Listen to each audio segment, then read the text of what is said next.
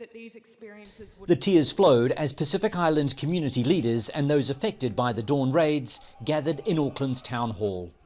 They came to hear New Zealand's Prime Minister Jacinda Ardern say the words they've been calling for decades. Today, I stand on behalf of the New Zealand Government to offer a formal and unreserved apology to Pacific communities for the discriminatory implementation of the immigration laws of the 1970s that led to the events of the dawn raids.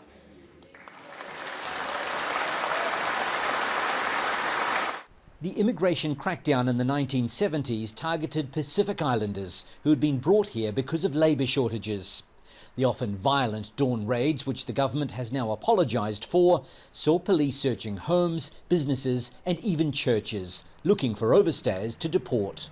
The response from the police was overwhelming, it was very reactionary and it was very violent.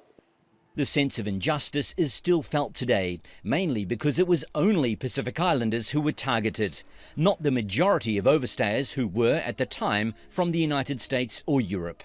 A formal government apology for past injustices is rare in New Zealand and has to meet strict criteria, including the victims being definable as a distinct group that continues to suffer harm connected to those historic events. Today, many of those affected feel a sense of shame about what happened and are reluctant to talk about it, even to their families. You would have just felt like you were trampled on in some way, emotionally, spiritually, in many, many ways, and I think that has been intergenerational. Leaders in New Zealand's Polynesian communities welcome the apology, and they hope it'll help people of the Pacific Islands move on.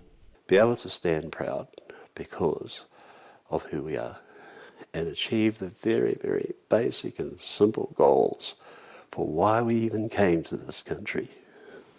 And that's all we want. They also hope saying sorry will help build trust between the island communities and the government and ensure future generations feel secure in New Zealand, even if the apology has taken nearly 50 years. Wayne Hay, Al Jazeera, Auckland.